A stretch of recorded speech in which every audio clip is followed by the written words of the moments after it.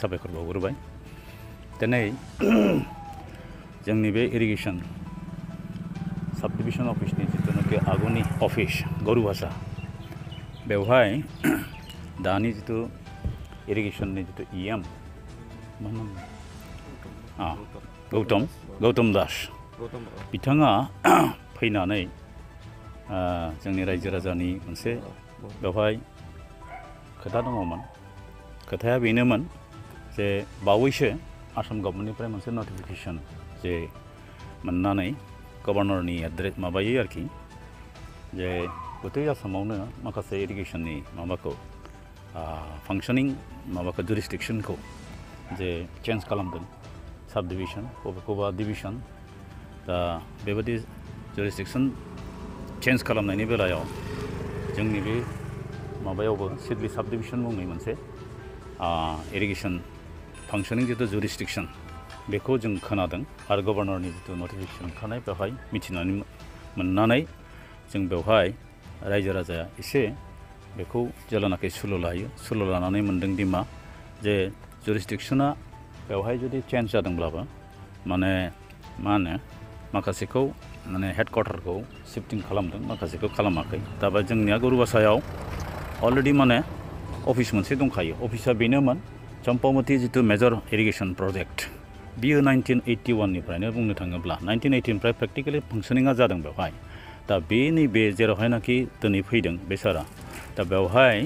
बेसेबांबा गोबावनिफ्राय अफिसखौ खालामनानै बे चम्पावती जिथु इरिगेसननि हेडवर्क्स बेखौ मावफुंजोबनानै दा कमप्लिटआनो जाबाय दा केनेलनि माखासे एसे एनै दंबावो बेफोरबो जाहैगोन होननानै जोंहा मोनसे माबा दङ मिजिं दङ दा बे दाखालिनि नटिफिकेसन ओंखारनायनि बाथ्रा लानानै जों रायजो राजाफ्रा बेखौ एसे दुखु मोनदों दुखु एसेल' नङा जोबोरैनो दुखु मोनदों जे मानो गरुभाषानिफ्राय सुन्दरियाव माने शिफ्टिं खालामखो मा जाहोन बेनि फेक्टरा मा बेनि ग्राउन्डआ मा जों जे माबायाव साब डिभिजन लेभेलाव जुरिसडिक्सनखौ जों बेबायदिनो रिअर्गानाइज खालामनायाव जोंहा जेबो आपत्ति गैया नामाबो जियानो जा मानो दा खिन्थु जिहेतु जोंहा बेवहाय अफिस दंखायो आरो बे अफिसजोंनो गथै बेसेबांबा माने क्र'र्स एन्ड क्र'र्स प्रजेक्टनि खामानिखौ मावफुंजोबदोंमोन आरो दा माबाफोर मावबावनांगौ दंबावोब्ला बिनिफ्रायनो मावफुंगोन बे जोंनि मिजिं माने दङ दा ओंखायनो जोङो बेनि कारनखौ माने जों मिथिया आरो मिथियैनि सिगां जों बेखौ जिहेतु ब्रायैनो लांमारोब्ला जोंखौ मा धरननि दानि माबाया पलिसिया इरिगेसन बे अफिसफोरखौ जितु माबा खालामनाय रिअर्गानाइज खालामनाय बे पलिसिफोरखौ जों अबयसे मिथिया दा जों मिथियाब्लाबो दा जेब्लानाखि बे बाथ्राखौ जों खोनायो अब्ला जोंनि लकेल रिप्रेजेन्टेटिभ जे जोंहा माधब MCLA दङ बेनिफ्राय सिडली समस्तिनि MLA जयन्त बसुमतारी बिथांजों जों सासे सानै कनसास जायफोरनाखि खोनानाय दा बिथांजों करेसपन्डेन्स जों लादोंमोन लानायाव तत्मुहूर्तै तत्कालैनो बिथांमोनाबो बेनि रिएक्सन खालामदों आरो लोगो लोगो बे बाथ्राखौ बिथांमोनाबो जोंनि आबेगखौ जोंनि सेन्टिमेन्टखौ मिथिनानै बिथांमोना मोनसे प्रसेस खालामदोंमोन दि मा गभर्नरनि एड्रेस जेब्ला दा बेखौ गभर्नमेन्ट लेभेलावसो बेखौ माबा खालामनांगौ होननानै इरिगेसन मन्त्रि अशोक सिंघाल बिथांनो मोनसे आपिल होदों आरोखि जे बे जिनिसखौ अर्थात बे अफिस शिफ्टिंखौ खालामनो नाङा गोदान अफिसाव थाङोब्ला माने नाम्बार अफ बा बेवहाय कस्ट एप्राइजेलनि खोथा दङ आरो जिहेतु गरुभाषाया माने अलरेडि एक्जिस्टिं माने एभेलेबल इनफ्रास्ट्राक्चार इन दि मिन टाइम माने दंखायो दा बेवहायनो माने माबानाया मोजां बे टाइपै बिथांमोना आपिल खालामदोंमोन आरोखि आपिल खालामनायाव अशोक सिंघाला माने पजिटिभ दे जागोन बियो ओरै होननानै बिथांमोननोबो खोथा होनायखौ जों जेब्लानाखि एसे एनै जोंनि रिप्रेजेन्टेटिभ हिसाबै सोंहरलायनाय जायो अब्ला बिथांमोना बे खोथाखौ जोंनि सिगाङाव मोनसे एसुरेन्स हरदों मा मडिफिकेसन प्रबेबलि जागोन आरोखि माने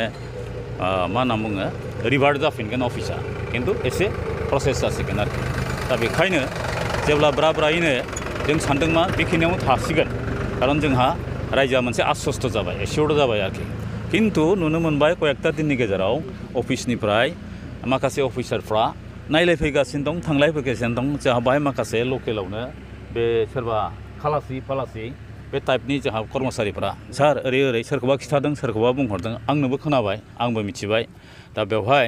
जोङो अफिसफ्रा जे हान्था मेला खालामलागासिनो दङ जास्ट टु माने transfer just to shift from माने गरुभाषा टु माने सुन्दारि आरो माबायावबो सुन्दारियावबो